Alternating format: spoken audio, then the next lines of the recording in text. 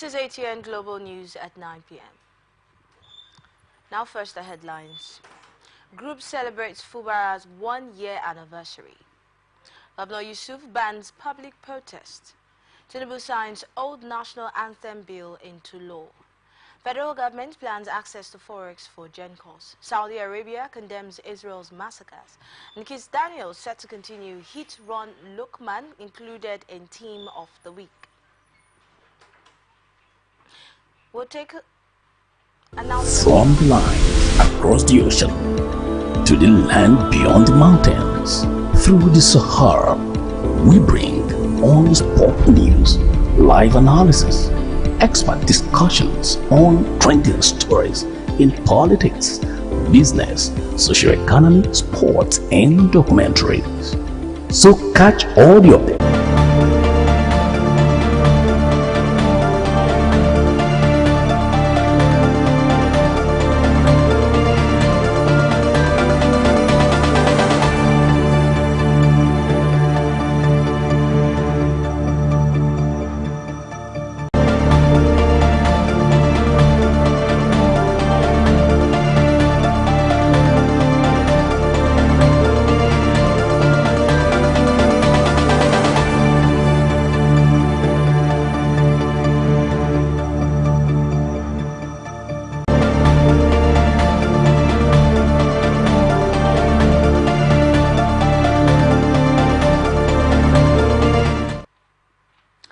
Now the news in detail. One Rivers Coalition celebrates the Executive Governor of Rivers State, Governor Sim, on his one-year anniversary celebration. One Rivers Coalition said the organization is satisfied with Governor Sim's achievements in 1 year in office, which cut across all sectors of human society, describing the Governor of Rivers State, His Excellency Sir Siminalai Joseph Fubara, as pathfinder of economic growth and sustainability. Director General of One Rivers Coalition Worldwide, Engineer Ishmael Oforibika, made this notification during his official press conference at the event at the Nold Consulate in Port Harcourt. The One Rivers Coalition ROC extends its heartfelt congratulations to the Rivers State Governor, His Excellency Sir Siminalai Fubara, GSSROS, on the commemoration of the first year in office as Governor of Rivers State. Despite facing significant challenges, His Excellency's administration has remained unwavering in its focus and has achieved remarkable and unparalleled accomplishment that merits recognition. One of the resource persons at the event who delivered the keynote address on good governance, highlighting the Governor Sim's memorial achievements, speaks to ATN TV News in an interview. You've seen the massive response of the people for everything concerning the current administration. So the best I could say is that let the media be very responsible in reporting. Forget about politicking all the time. Report that which you see. For instance, the turnout, the response of the people to celebrate good governance and leadership in the state. In a related development, one of the senior stakeholders in One Rivers Coalition, Mr. Toye Saturday, elucidated on the landmark achievement of Governor Sim. The One Rivers Coalition, as a pressure group identified with the Governor of Rivers State, they have worked for the Governor of Rivers for his margins, and they are still supporting him. And today they have gathered all of us here to say we want to celebrate his 1 year in office. So we are happy. We are happy and we continue to celebrate him. Again, the woman leader of ORC River State, Comrade Sarah Belobo, makes key expressions when briefing ATN TV News at the event. She said One Rivers Coalition women in the 23 local government areas of River State will at all times throw their weight to support Governor Siminalai Joseph Fubara due to his God-fearing governance. Women are enjoying today in River State without oppression. We, the women of One Rivers Coalition, we congratulate you. We are here to celebrate with you. The One Rivers Coalition, ORC, is fully support with our governor. We are solidly behind him. Whatever that he's doing, I think we are happy with it. Look at what he has done for the civil servants. Just 1 year, everybody's happy. Just 1 year, the women of Rivers State is happy. Just 1 year, everybody in Rivers State is very happy. So we are here to say, thank you, my governor of Rivers State. You have done so much for us. We are happy. We want you to be strong for us, and we, the women, are strong with you. There was excitement amongst natives of Ibeno and Eastern Obolo communities as President Bola Ahmed Tinubu commissioned a 600-meter bridge project. The Iko Atabrikang Akata Opolom was completed by the Niger Delta Development Commission. Started about 19 years ago, the bridge links not less than 20 communities along the Iko Atabrikang Akata Opolom Speaking while commissioning the project, Tinubu who was represented by Senate President Godswill Akpabio, lauded the management of NDDC for directly touching the lives of the people of the Niger Delta in just 1 year in office. Minister of the Nigeria Delta Development, Engineer Abubakar Momo, in his remarks, said that the milestone being recorded with the commissioning of the bridge was a product of a performance bond signed between the management of NDDC and his ministry. Governor of Akwa Ibom State, Umoeno, who was represented by the Deputy Governor, Senator Akon Ayekenyi, lauded the NDDC management for its commitment to uplifting the lives of the ordinary people in Nigeria, while also pledging support to Mr. President's administration. Earlier, the MD NDDC, Dr. Sam Ubuku, while thanking Mr. for his support, noted that the commissioning of the project, which began last week, was in line with the renewed hope agenda of Mr. President. Analysts have found that the police officers extorting motorists and commuters across the country. Speaking on Atlantic Television Society Watch, a public affairs analyst, Stephen Akrika, stated that officers extorting motorists is illegal and demoting to the Nigeria Police Force globally. Elucidating further, Stephen Akrika identified that extortion on duty posts will hinder the right approach of police officers at work and further called on for a restructure of the Nigeria police system. The police command in Imo has said it has demoted an inspector seen in a viral video allegedly extorting motorists in the state. The incident happened along the Onitsha Express Road in Imo. In the video, the police officer was seen collecting money from drivers plying the road. Anambra State House of Assembly on Wednesday passed a bill for a law to establish the state's independent electoral commission and for connected purposes. The executive bill passed its second reading after lawmakers made several contributions on the bill's gains and its importance to the conduct of local government elections in the state. The electoral law will be enacted on June 5, 2024 after the governor's assent. During Wednesday's plenary at the State House of Assembly, which was presided over by the Speaker, Somtochukwu Udeze, the state lawmakers resolved to the committee of the whole, where they took their turns going through the bill clause by clause, making necessary amendments and corrections. Udeze, while reporting progress, commended the members for taking their time to do the needful and for contributing towards building a better Anambra state. Recall that it had been over 10 years that the elections at the local government levels were held in Anambra state, as the last one was held in the twilight of former Governor Peter Obi's administration in 2014. Enugu state government has cautioned the proscribed indigenous people of Biafra against the planned disruption of the ongoing West African Examination Council examinations on May 30th. The government gave the warning in a statement by the State Commissioner for Information and Communication, Akaizi Aka, on Wednesday in Enugu.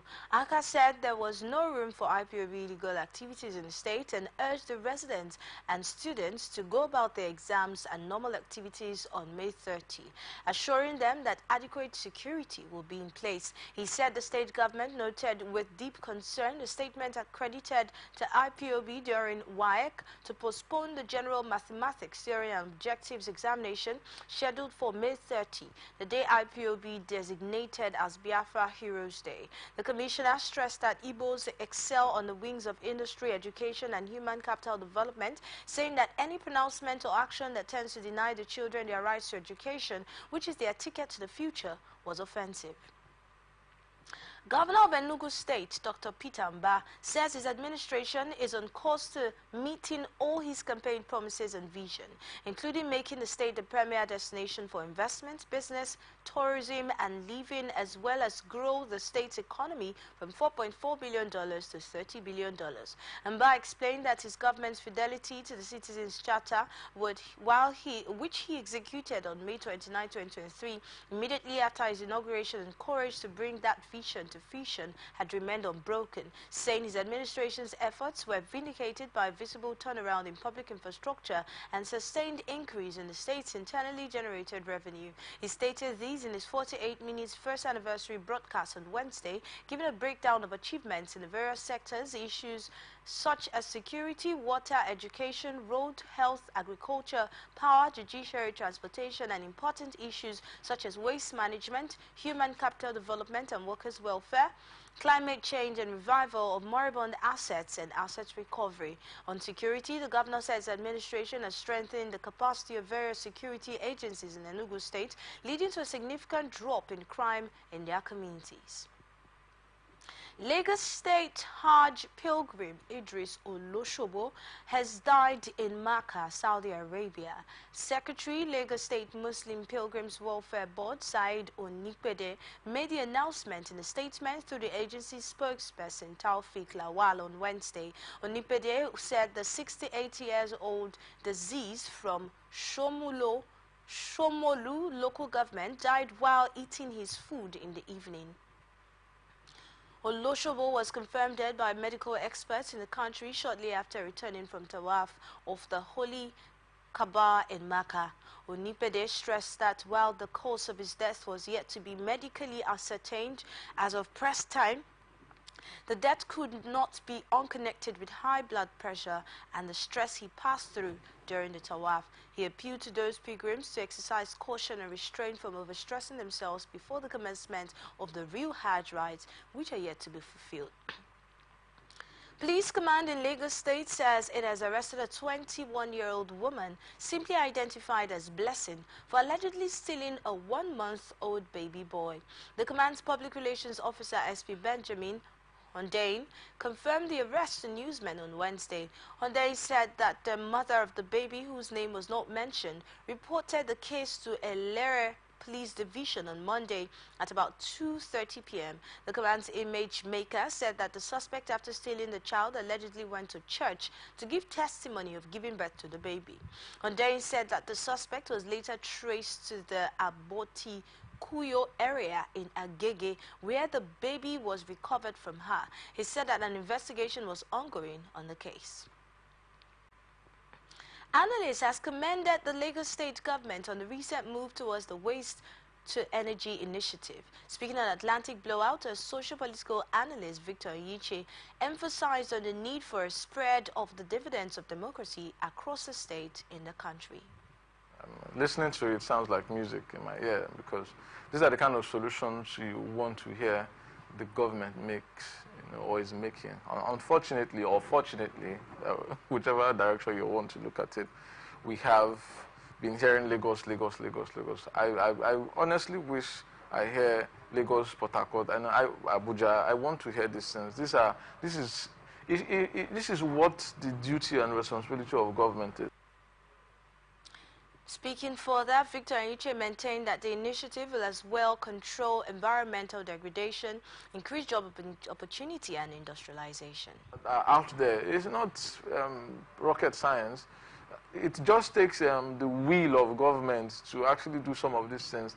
And it's a good initiative by the Lagos State government, because it's going to solve several problems. It's going to create employment, so it's going to solve the problem of unemployment. It's going to eradicate or reduce environmental pollution. It's also going to provide, power for the people. So it's a win-win for Lagos State, and it's a brilliant one. Kudos to the Lagos State government.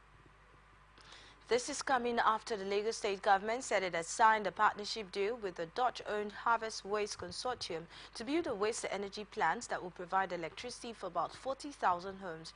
This was announced by Lagos State Governor Babajide Sanwo-Olu via his X page. Two young men were mistakenly killed by a bullet from a policeman's gun in Ekiti State. Witnesses report that the incident occurred around 10 p.m. on Tuesday in the Omishajana area of Ado-Ekiti. When contacted, the spokesperson for the Ekiti State Police Command, DSP Sunday Abutu, said a discreet investigation has commenced. While the command is already in touch with the families of the deceased, the Ekiti State Commissioner of Police, CP Akinwale Kunle, condoned with the families and assured them that a discreet investigation has commenced and justice shall prevail.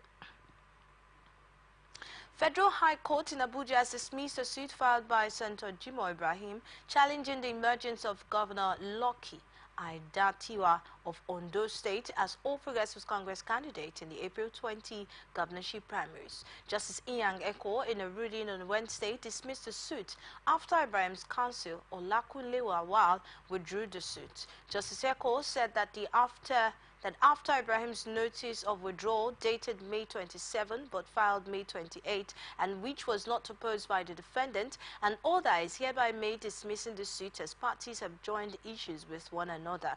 In the suit, Ibrahim sued APC Aiyedatiwa and the Independent National Electoral Commission as first to third defendants respectively. The suit was filed by his lawyer, Chief Chris Uche Ibrahim, an aspirant in the primaries and a senator representing Ondo South at the Senate, prayed the court to set aside the April 20 governorship poll of the party that produced Governor Aiyedatiwa as its candidate. The judge, who said the issue of the letter cannot be discussed in the court since the letter was not before him, ordered the defendants to file their defense in the suit. He adjourned the matter until today for hearing. Nigeria Security and Civil Defense Corps Osun State Command has apprehended 24-year-old Mason Adedapo Ayobami for burglary and theft. Osun NSCDC State Command Michael Adara Lewa, in a statement issued by the command spokesperson Adeleke Kehinde on Wednesday, revealed that Ayobami had broken into a house at Osunjela, Oshobo, and carted away a plasma television, 10 cooking pots, 2 frying pans, 2 cable decoders, solar panel with bulbs, curtains, and other household items. Adara Lewa also revealed that the suspect was arrested in the afternoon of Thursday, May 23, 2024, in the Osunjela area, Osun State, by NSCDC personnel who were on parole in the area. The offense, Adara Lewa said, is in contravention of Section 411 of the Criminal Code Act in Nigeria. Commandant Adara Lewa said investigations revealed that even though people in the neighborhood saw the suspects with the stolen property, nobody challenged him. He enjoined members of the public to be security conscious and urged them to ask questions and report strange movements in the environment to security agencies for prompt action. National Association of Nigerian Students, or your Axis, has assured that Alex Timileyin, a student of Ajayi Crowther University who was tortured to death due to a phone theft allegation, will get justice. This was disclosed by the NANS Oyo chairman Ridwan Adejoke during an interview with newsmen on Wednesday. Timileyin was clubbed to death by his colleagues on Saturday after an accusation that he stole a mobile phone. He was beaten after the loss item was allegedly found in his possession, and it was said that his attackers had allegedly had his, that's the deceased, hair forcibly shaved. The management also released a statement that the culprits, now expelled, have been handed over to the police for investigations. Adejoke said the student's body was monitoring the justice process, as he assured that they have not been given a reason to doubt, as he was abreast of the management and police efforts in making sure that the law takes its course. Adejoke also noted that the incident had prompted a broader discussion on the need for the management to strengthen campus security in order to prevent future occurrences. Iyaganku Magistrates Court Ibadan on Wednesday ordered the remand of 2 men in a correctional facility over alleged armed robbery. The duo Akani Sodiq and Olamile Konridwan whose addresses were not provided, are charged with conspiracy and armed robbery. The magistrate Olaolu Olanipekun did not take the plea of the defendant for want of jurisdiction. He directed the police to return the case file to the Director of Public Prosecution pending legal advice. He thereafter adjourned the case to June 28 for mention. The prosecutor, ASP Anthony Igori, had told the court that the defendants committed the offense on February 27 at about 9 p.m. at Amuloko area of Ibadan. Igori said that the duo, while armed with jackknives, attacked one Femi Daniel, poured granulated pepper in his eyes, and dispossessed him of his motorcycle worth 450,000 naira. He said that the offences contravene Section 1, Subsection 2 of the Robbery and Firearms Law of Nigeria. Benue State High Court has restrained the Benue State government from probing the administration of the former governor of the state, Chief Samuel Otom. Recall that the Benue State government recently set up a commission of inquiry into the funds, income and expenditure of the Benue State government from May 29, 2015 to May 28, 2023 to probe the immediate past administration of former Governor Otom in the state. The order stopped the panel from sitting pending the hearing and determination of a motion or notice filed by former Governor Samuel Otom. Justice Titi Aswa gave the order while ruling on a motion ex parte seeking leave of the court to issue the prerogative writ of prohibition on the Benue State Income and Expenditure Commission of Inquiry from sitting or taking any action in respect to the terms of reference, paragraph 3, subsection A to O, listed in the Benue State of Nigeria Gazette number 17, volume 49 of February 27, 2024 by the Governor of Benue State. Counsel to Chief Otom, Oba Maduabuchi, told the court that the grounds of the application are that the Auditor General is imbued with powers under the 1999 Constitution as amended to investigate and probe the finances of the state. After listening to Maduabuchi, Justice Titi Aswa granted the motion as prayed. President Bola Tinubu has approved the extension of free train rides on the Abuja Rail Mass Transit, also called the Metro Rail, for the next 6 months until the end of the year. The president gave the approval during his address at the inauguration of the commencement of operations of the Abuja Metro Rail in Abuja on Wednesday. FCT Minister Nyesom Wike had earlier announced free train rides for 2 months to ease the burden of commuting for residents of the FCT. However, the president appealed for the extension to offer hope to the people of the FCT and give them reasons to celebrate. Gombe Zonal of the Economic and Financial Crimes Commission has arrested one Zacharia Mohammed in Gombe State for abusing the Nigerian currency. According to a statement posted by the FCC on X following his arrest, Mohammed was presented with a video showing him dancing and spraying 200 naira notes. He reportedly admitted to being the person in the video. The EFCC added that Mohammed will be charged in court once the investigation is complete. This arrest comes amidst a continued crackdown by the EFCC on the abuse of the naira, as spraying and mishandling the banknotes are considered offences under Nigerian law. Recall that last Wednesday, the EFCC arrested a woman identified as Janti Emmanuel following intelligence that spotted her spraying naira notes at a social event, which she admitted to. Governor Mohammed Umaru Bago has asked the people of Niger State to expect more development in the coming years.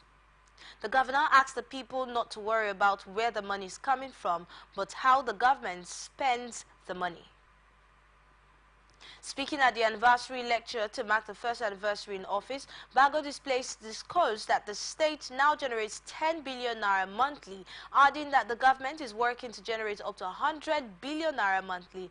Bago said the projects he is doing are just the beginning of the plans he has for his new Niger project, stating that he is determined to give the best to the people and ensure they benefit from every sector.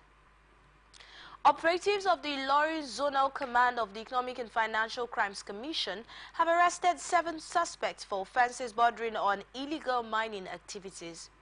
Two others were also arrested for offering 1.2 billion naira bribe to compromise the operatives of the anti-graft agency, according to a statement by Dele Oyewale, spokesman of the commission on Wednesday. The arrest, equal to credible intelligence and days of surveillance, was carried out on Friday, May 24, 2024, at Ogbomosho in Oyo State. The suspects are Waliu Abidoye, Abubakar Awal, Abdurrauf Hakim, Sabiu Usman, Saliu Godwin, Dauda Mohammed, and Olaleko Aremu. The statement disclosed that at the point of arrest, 5 truckloads of the assorted minerals suspected to be lepidolite and precious stone, amongst others, were recovered from the suspect. The statement added that the suspects will be arraigned in court upon conclusion of ongoing investigation.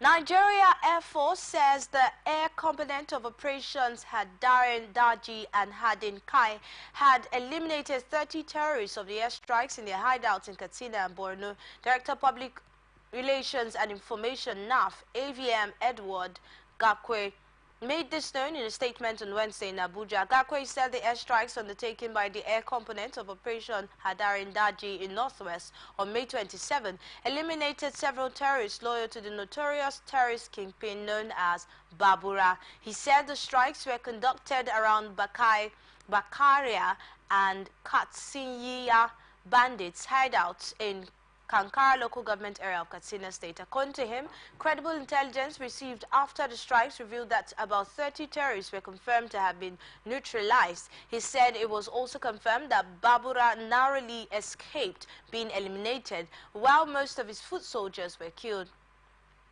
Bakwe said that similar airstrikes were also carried out by the air component of Operation Hadin Kai the same day at Tombon Fulani near Lake Chad against terrorists at a once abandoned hideout. Islamic State West Africa province terrorists have killed 15 fishermen and left many others injured in an attack on the Kukawa local government area of Borno State. According to a local source from Kukawa, the terrorists who stormed the community around 11 p.m. on Sunday as the fishermen embarked on night fishing at the lake. During the attack, the terrorists, who were said to have stormed the area armed with weapons, rounded up and arraigned them in a queue before killing 15 of them, a source in the military revealed. Some of the fishermen escaped with injuries and are currently receiving treatment in Kroskawa, a resettled community in Kukawa local government area. Continuing, the military sources stated that each time the logistics supplies of terrorists were intercepted, the terrorists retaliated by attacking the communities that were predominantly fishermen and farmers. The 15 fishermen newly killed brings to 30 total number of fishermen killed in the area between February and May 2024. Katsina State Police Command said it has succeeded in thwarting the kidnapping attempt, rescuing a kidnapped victim, and neutralizing suspected notorious bandit kingpin identified as one Awalu Mahaukaki. Although the rescued kidnapped victim was rushed to the hospital for quick medical attention, police authorities in the state said Mahaukaki was allegedly terrorizing Dandume local government area of Katsina and its environs. Police spokesperson ASP Abubakar Sadiq, in a statement on Wednesday, stated that the body of the neutralized suspected bandit was recovered in the course of scanning the scene. This came shortly after information was received at the Dandume Divisional Police Headquarters on May 28, 2024 at about 5:45 hours. After that, armed bandits in their numbers, wielding dangerous weapons in an attempt to kidnap unsuspecting commuters, blocked the Dandume Sabua Road. The DPO Dandume SP Emmanuel Zanjina, upon receipt of the report, promptly in collaboration with the military, mobilized a team of operatives to the scene, where the team engaged the bandits in a fierce gun duel. Governor of Kano State, Abba Yusuf, has banned all public demonstrations within the state, and he has directed security forces to arrest any individuals involved in such acts. This announcement was made on Wednesday through a statement by the governor's spokesperson, Sanusi Tofa. Invoking his authority as the chief security officer of the state, Governor Yusuf also commanded the police The Directorate of the State Security Services and the Nigeria Security and Civil Defense Corps to take immediate action against anyone found participating in street protests in the state. The stringent measures, he said, aims to thwart any potential disruption of public order. According to the governor's office, it had credible intelligence indicating that certain prominent figures from the opposition party in Kano have devised plans to sponsor student association and political agitators from other northwestern universities to incite chaos under the guise of advocating for the dethroned Emir of Kano, Aminu Ado Bayero. Chief Justice of Nigeria, Justice Olukayode Ariwoola, has summoned the Chief Judge of the Federal High Court and the Chief Judge of Kano State High Court over conflicting interim injunctions regarding the Kano Emirate, causing uncertainty in the state. The Federal High Court in Kano, presided over by Justice S.A. Beda, issued an order for the eviction of Emir Muhammadu Sanusi II from the Kofa Kudu Palace, reinforcing the authority of the 15th Emir of Kano, Aminu Ado Bayero. On the other hand, the Kano State High Court, under the jurisdiction of Justice Amina Adamu Aliyu, issued an injunction to protect Muhammadu Sanusi and other key figures from potential harassment by state authorities. This order prevents any interference with the Emir's autonomy and the seizure of key symbols of his authority, such as twin spear, the royal hat of Dabo, and the ostrich-featured shoes. These conflicting orders have led to significant confusion regarding the rightful authority and protection of the emirs in Kano. The State High Court's case is set for further hearing on June 13, while the Federal High Court has adjourned its case to June 4th.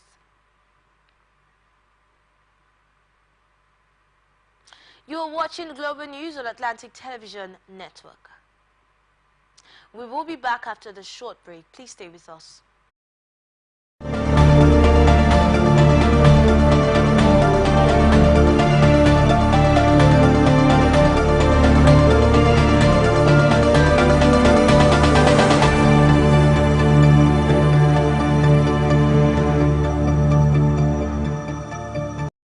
From the line across the ocean to the land beyond the mountains, through the Sahara, we bring on-spot news, live analysis, expert discussions on trending stories in politics, business, socio-economy, sports, and documentaries.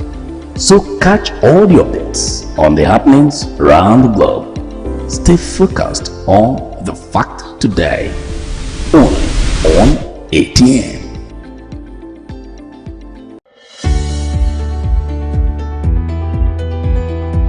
People into the country illegally. That is amazing. Honorable you human trafficker. Honorable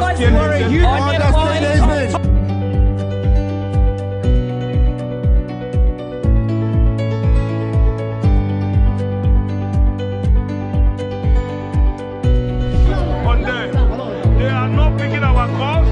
They made up their minds. No agreement with the EU, but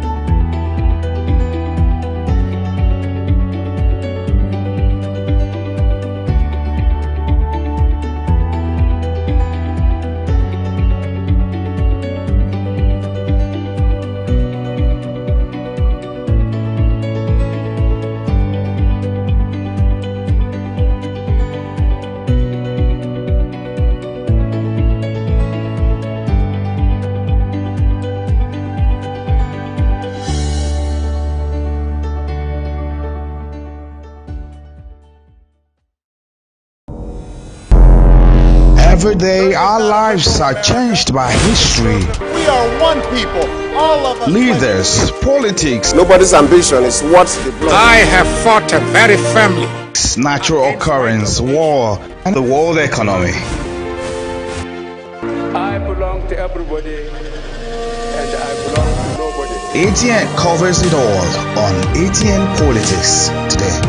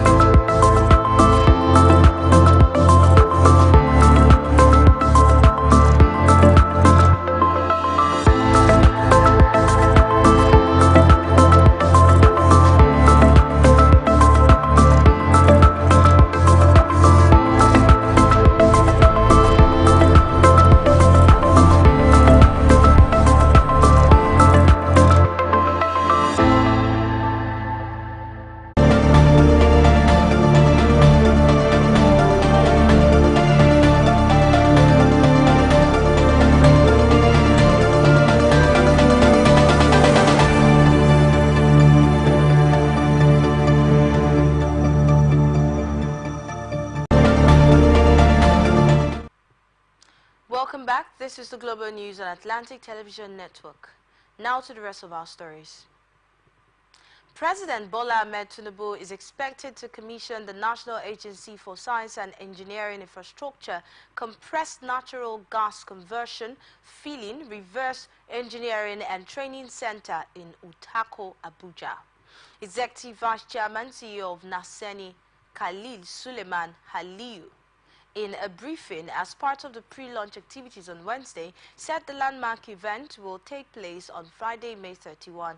He said it marks another Naseni milestone in its commitment to supporting the federal government's renewed hope agenda, particularly on sustainable energy alternatives and a clean energy ecosystem. The Naseni Portland CNG Conversion and Training Center, a partnership between Naseni and the Portland Gas Limited, is a state-of-the-art facility for the conversion of fossil fuel vehicles to CNG, a cleaner and more cost-effective alternative. The center, equipped with the latest technology and staffed by highly trained professionals to ensure the efficient and safe conversions, is aimed at building local capacity in CNG technology. President Bola Tinubu has flagged off the recitation of the new national anthem before a joint session of the National Assembly to mark the silver jubilee of Nigeria's Fourth Republic in National Assembly Complex in Abuja. The occasion coincided with the first anniversary of President Tinubu's administration. The old anthem, Nigeria We Hail Thee, composed when Nigeria gained independence on October 1, 1960, has now replaced the Arise O Compatriots anthem. Correspondent Rotimi Adewuyi reports. Hours after President Bola Tinubu assented to the National Assembly Bill 2024, reverting to the old national anthem Nigeria We Hail Thee, President Bola Ahmed Tinubu flagged off the recitation of the new national anthem before a joint session of the National Assembly to mark the silver jubilee of Nigeria's Fourth Republic. President Tinubu, while launching the new national anthem, admonished Nigerians to join hands together in brotherhood to build the nation. You rang out the latest national anthem, Nigeria We Hail Thee. See, this is our diversity, representing all characters and how we blend together to be brothers and sisters. And that is why I'm giving that respect this morning to you, to please continue to collaborate, work together, build our country. We have no other choice. It is our nation. No one, no aid, no other institution or personality will help us except we do it ourselves. The president also said he will soon bring the 2024 supplementary bill before the National Assembly, adding that his administration is working the talk in the timely passage of annual budgets. I submitted the last budget to you. You expeditiously passed it. We are working the talk. I will soon bring the 2024 appropriation bill. That is just for your information.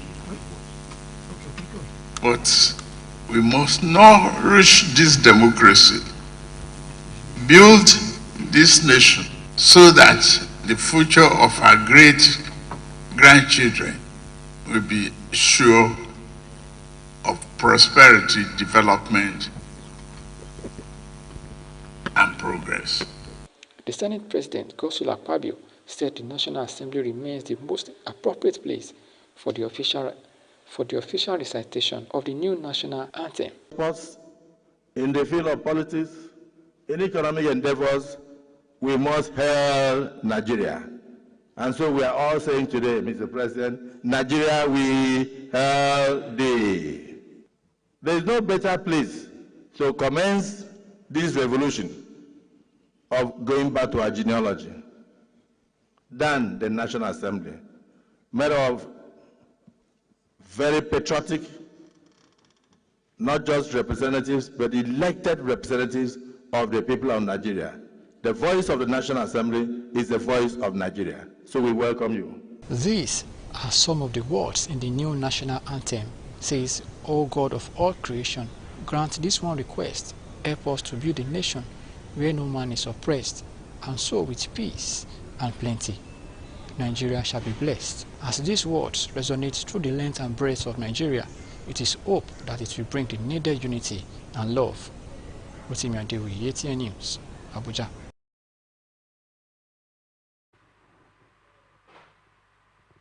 President Bola Ahmed Tinubu on Wednesday sought the collaboration of members of the National Assembly to build a new Nigeria that will guarantee future generations a prosperous country.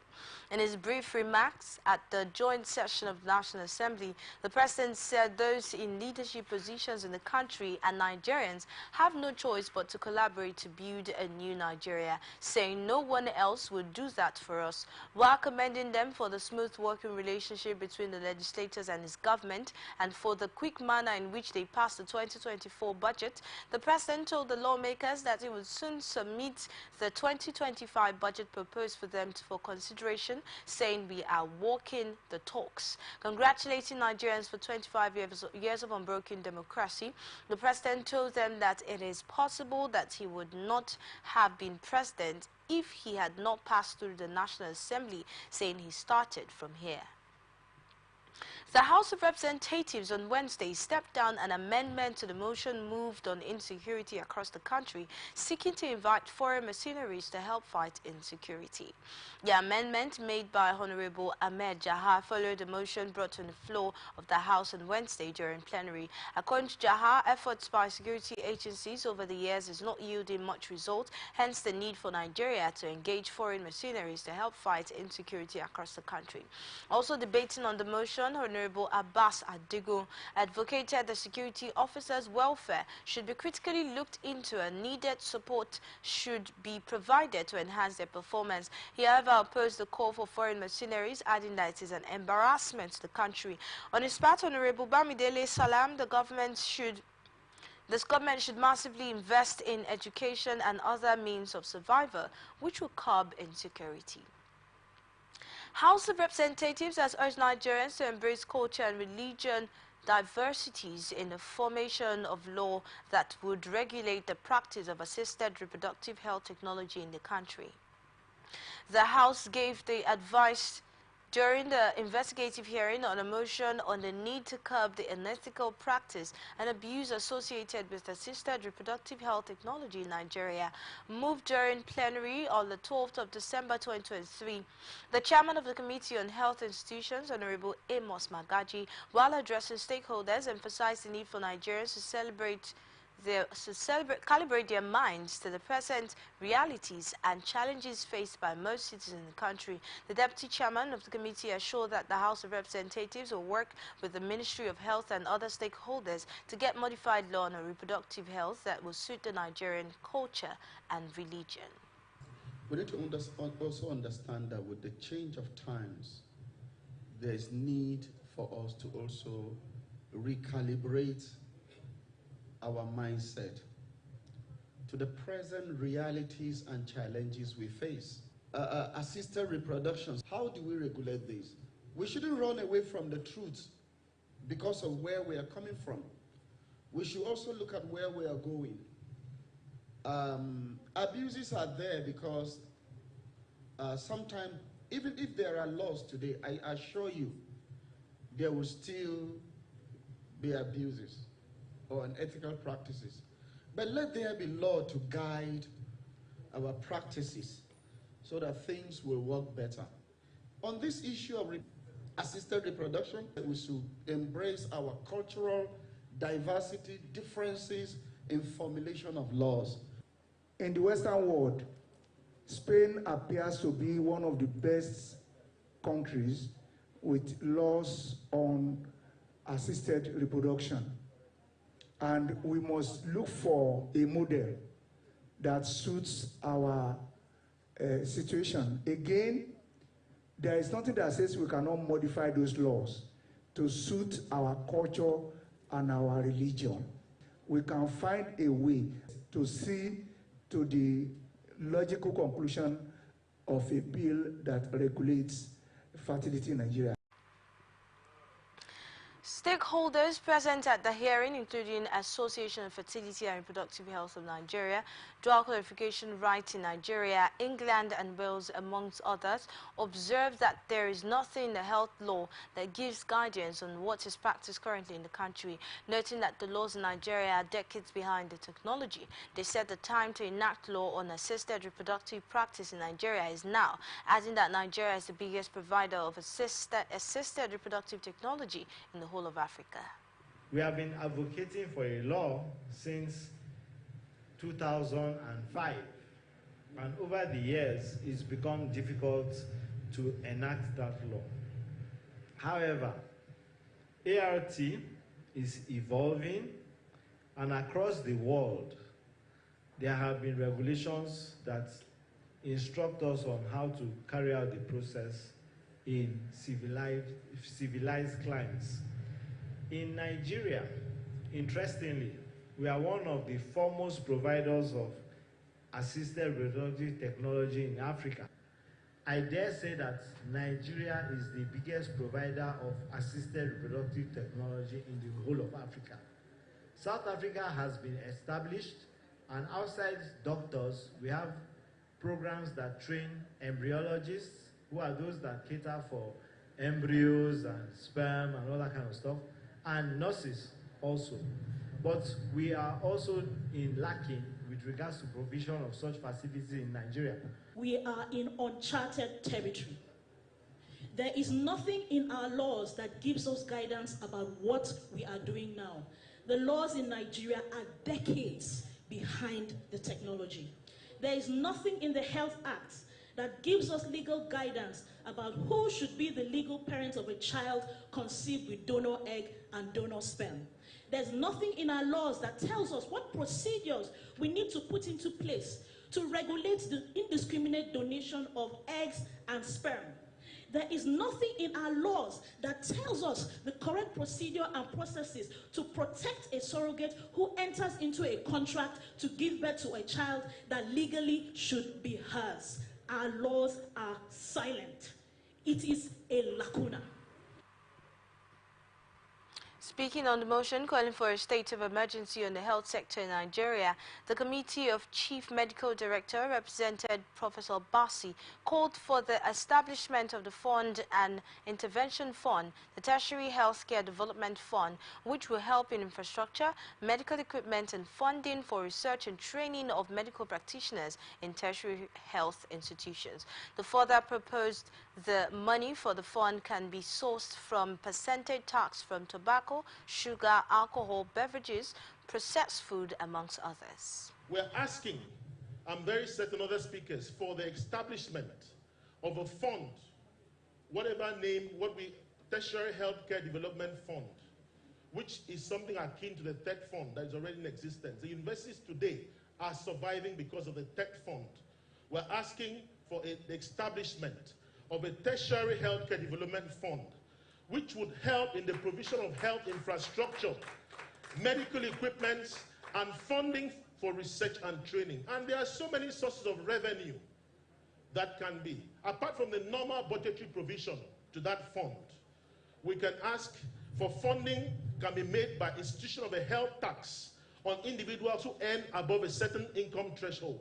If you earn above a certain income threshold, you should pay a health tax, which should help to take care of that. We're asking for percentage tax on tobacco, alcohol, beverages, sugars, processed foods. Anything that can have, an implication on your health, there should be a tax. We're asking for additional taxation on gambling and sports betting. And we're also asking for taxing on telecommunications use. If all these things are put together, sir, we can have a basket of funds which can be used to fund tertiary healthcare. Minister of Interior, Dr. Olubunmi Tunjojo, has pledged to ensure that the Fire and Rescue Service Act is repealed and enacted to be in tandem with the present-day reality. Speaking in Abuja during the groundbreaking ceremony of the remodeling and upgrading of the National Fire Academy, Sheda Abuja, the minister, who observed that the 1963 law of the service had become obsolete, noted that there is need for review of the law to meet international best practices. The minister, who charged the fire service to be efficient and productive while discharging its duties, noted that the time to give Nigerians the much desired fire and rescue service is now. He added that the current administration aims to ensure that each geopolitical zone in the country has a fire academy.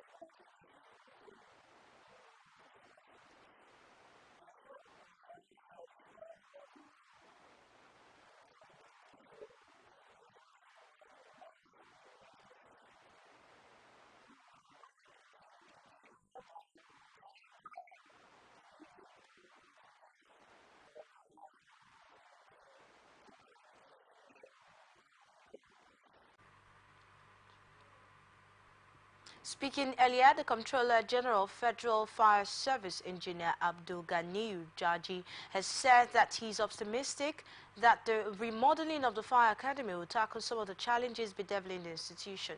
The CG added that the capabilities and capacity once built in the Academy, the National Fire Service Academy, would be a one-stop shop for all training in life safety system for Nigeria and beyond.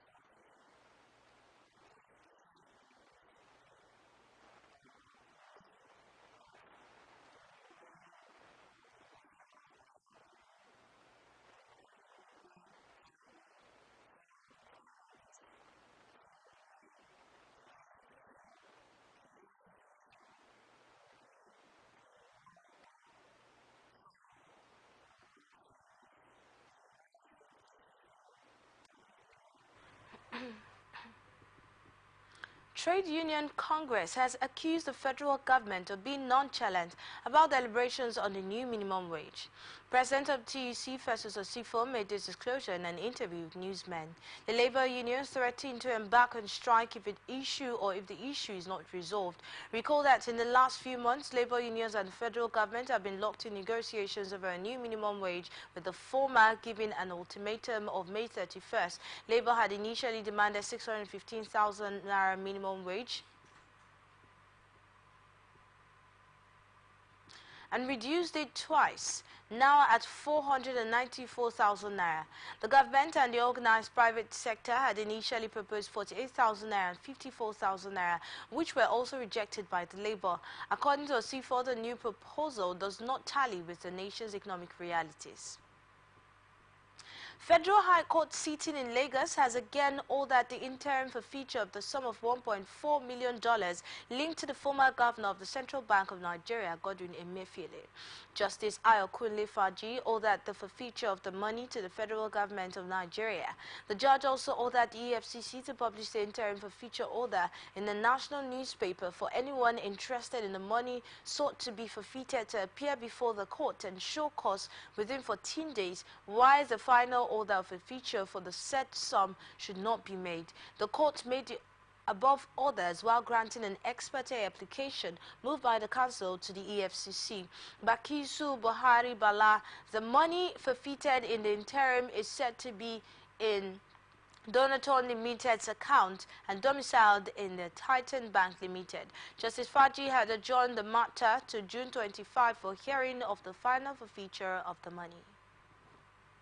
Federal High Court Abuja on Wednesday discharged the president of Miyetti Allah Kautal Kore, Alhaji Bello Bodejo, of an alleged terrorism charge filed against him by the Office of the Attorney General of the Federation. Justice Iang Eko, in a short ruling, discharged Bodejo after counsel for the AGF, Aderonke Imana, moved an oral application for the withdrawal of the 3-count charge. Upon resumed hearing, Imana informed the court that she had an oral application. The lawyer said the application was pursuant to Section 108 of the Administration of Criminal Justice Act of 2015.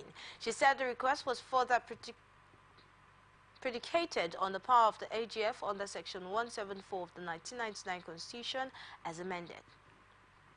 Federal government has directed outgoing vice-chancellors in federal universities to nominate their deputies to temporarily serve as acting vice-chancellors. This is contained in a letter conveyed by the National Universities Commission to the outgoing vice-chancellors dated May 28, 2024 in Abuja on Wednesday. The letter signed by the acting executive secretary of NUC, Chris Mayaki, said the move was prompted by a directive from the Federal Ministry of Education. According to the letter, the ministry duly notified the commission of the end of tenure of some vice-chancellors. It said the appointment of the acting vice-chancellor should be done through the recommendations of the university's Senate, as the soon-to-be inaugurated Governing Council will appoint acting vice-chancellors after their inauguration. Analysts have emphasized on the need for the federal and state government to abstain from influencing the academic activities in the tertiary institutions across the country. Speaking on Atlantic Television Blowout, a public affairs analyst, Victor Nsiebe, stated that monopoly of tertiary institutions will go a long way to enhance the nation's educational status as it may. These schools run on their own.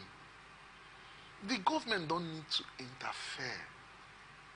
You don't need to interfere with the affairs of the school. Allow them fund themselves.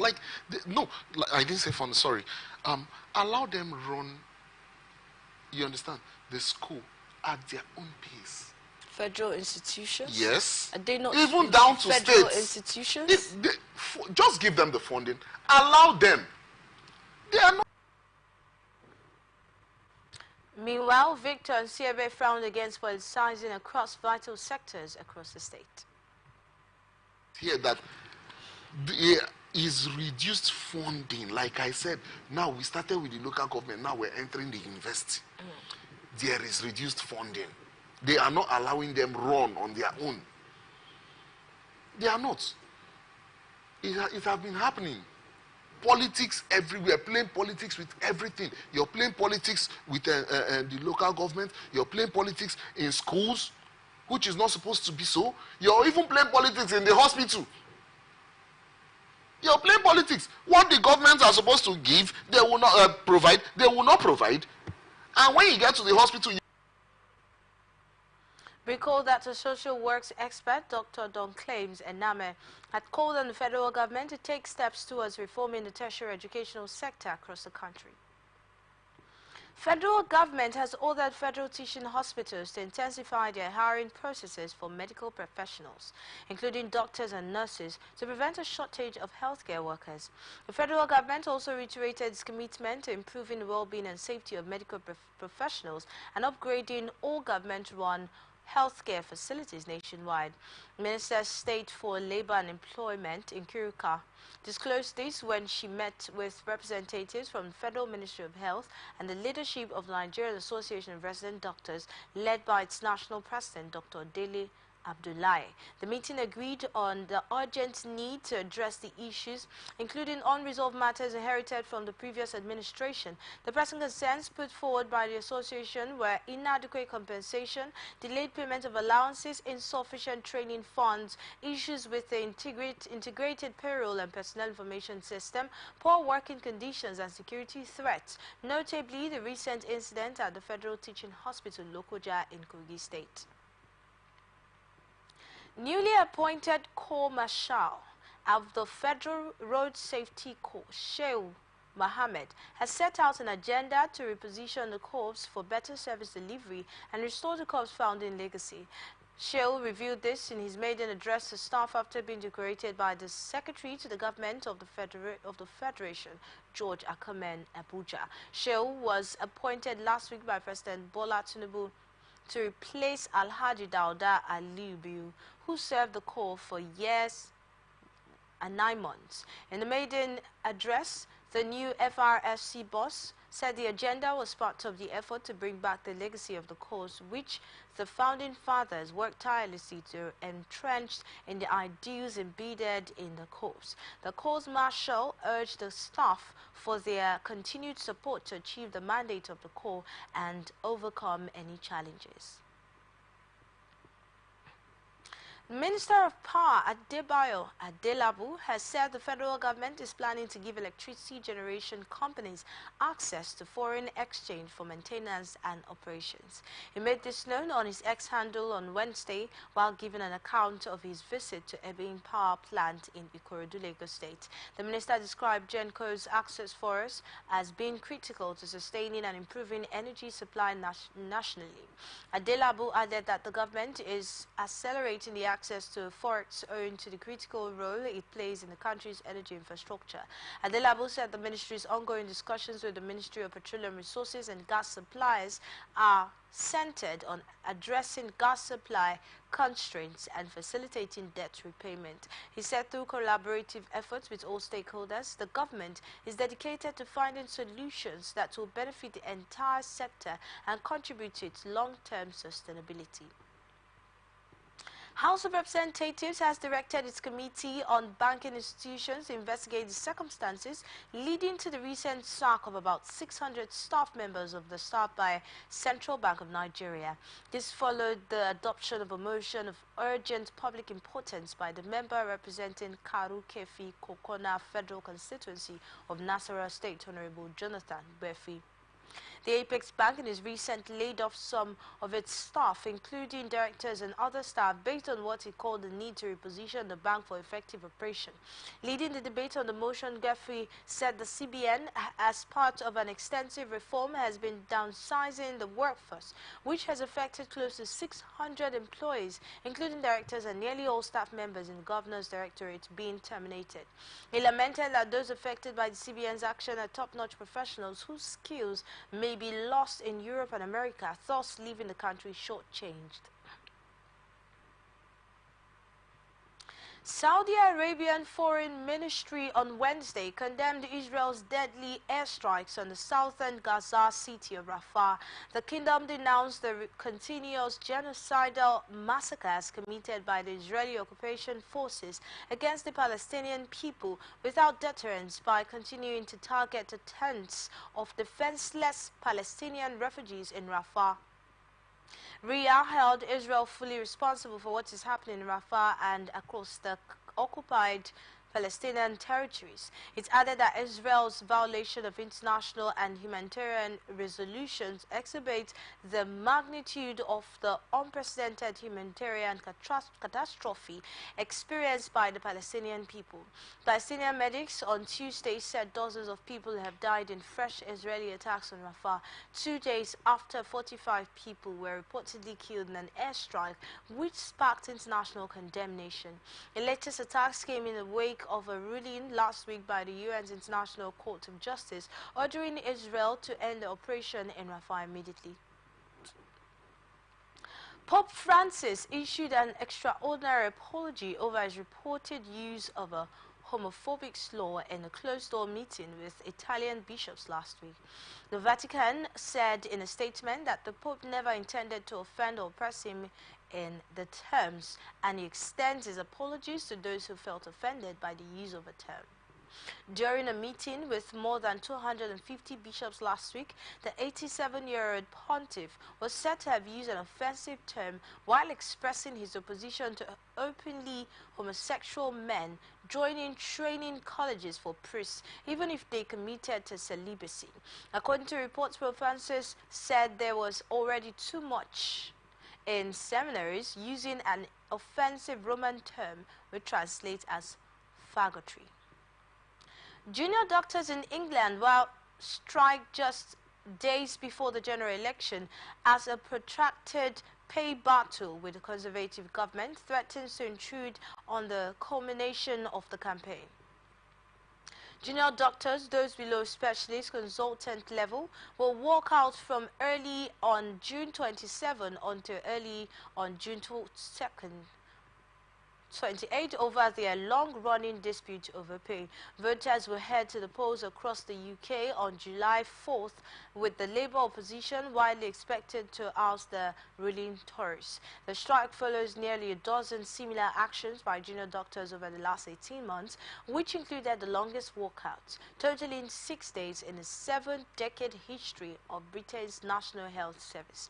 The country has been hit by various walkouts across numerous sectors in recent years as decades-high inflation in 2023 and a cost of living crisis led staff to demand pay rises to keep up with spiraling prices. The government, whilst public agencies and private sector firms have resolved many of the pay disputes, but some remain outstanding, such as the junior doctors.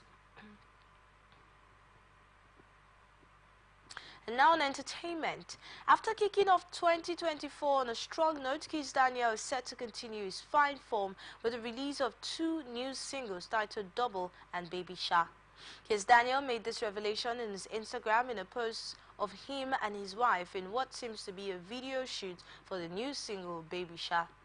The new singles are expected to be released on May 30, 2024, and they will come off the back of the release of his hit-filled EP, Thanks a Lot. Kiss Daniel has been in fine form in 2024, first releasing the Davido-assisted remix of his hit single, Twetwe, before sharing a 4-track EP that packed the hits Shoa, Too Busy to be Bay, and Sona. The award-winning sensation recently marked a high point in his career after a sold-out show at the OVO Wembley Arena in the UK, where over 10,000 fans filled up the hall to see him perform in his hit song. Since revealing his marital status, Kiss Daniel's wife has been a recurring figure in his promotional videos on social media. Kiss Daniel's new singles can be expected to convey the groovy signature that combines indigenous elements with pop music and relatable writing that makes him a brilliant songwriter.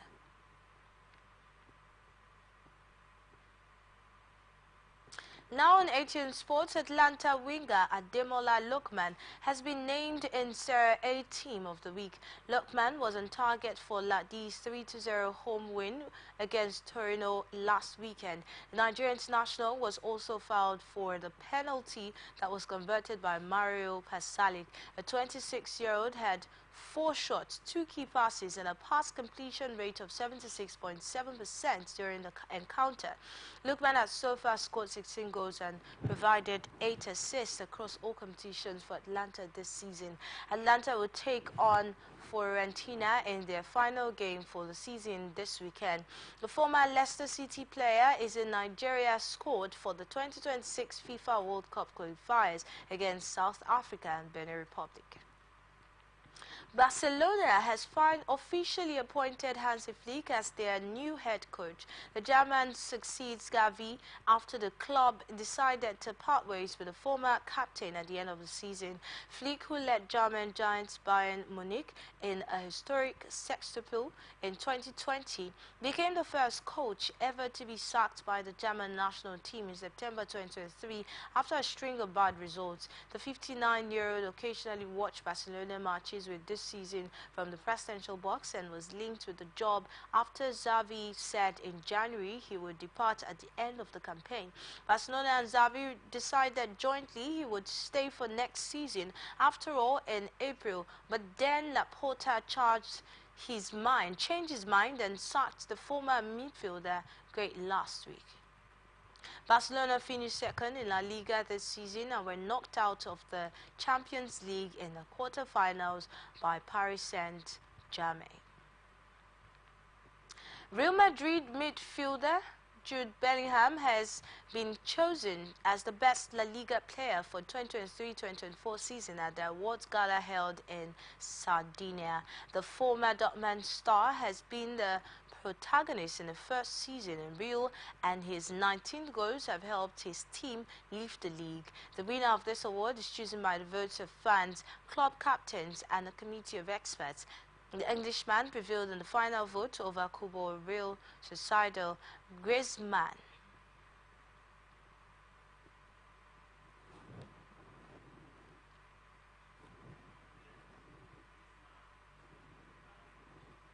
Dovbyk, Girona, Kyrian Yudi Las Palmas, Lewandowski, Barcelona, Vinicius Jr., Real Madrid, Isco, Real Betis, Alex Garcia, Girona, and Soloth, Villarreal. Bayern Munich named Vincent Kompany as the new coach of the German Giants on a 3-year contract on Wednesday. Belgium joins Bayern dispute overseeing Burnley's relegation from the Premier League this season. Kompany said on Wednesday that he is looking forward to the challenge at FC Bayern, working with the players building a team. Alexander Usyk will face Tyson Fury in a rematch on December 21 in Riyadh. The top Saudi organizers said on Wednesday after winning their undisputed heavyweight boxing bout earlier this month, the undefeated Ukrainian won by split decision against Britain's Fury in Saudi capital on May 19 in the first unification fight of the four-belt era. Britain's Lennox Lewis won the last undisputed heavyweight championship against Evander Holyfield in 1999. Both men were ringside as Usyk handed Fury 35 his first defeat. The 37-year-old Ukrainian, who briefly served as a soldier after the Russian invasion, was also undisputed champion at cruiserweight and won Olympic, world and European honors as an amateur. And that's the global news for tonight, but before we go, another look at the major stories. Group celebrates Fubara 1-year anniversary. Governor Yusuf bans public protests. Tinubu signs old national anthem bill into law. And federal government plans access to forex for GenCos. Saudi Arabia condemns Israel's massacres. Kiss Daniel set to continue hit run. Lookman included in Team of the Week. I am Enidoye Jackson. Thank you for watching.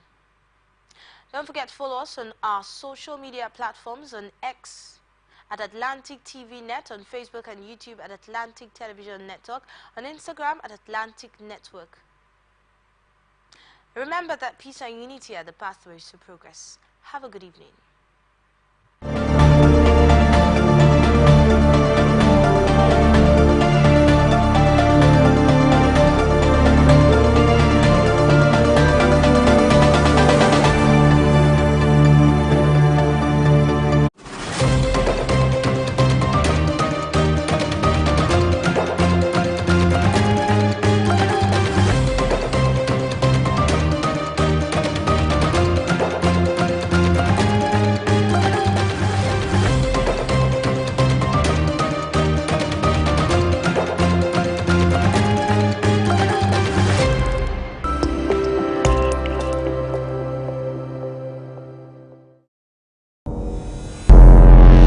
Every day our lives are changed by history. We are one people, all of us. Leaders, politics. Nobody's ambition is what the blood. I have fought a very family. Natural occurrence, war, and the world economy.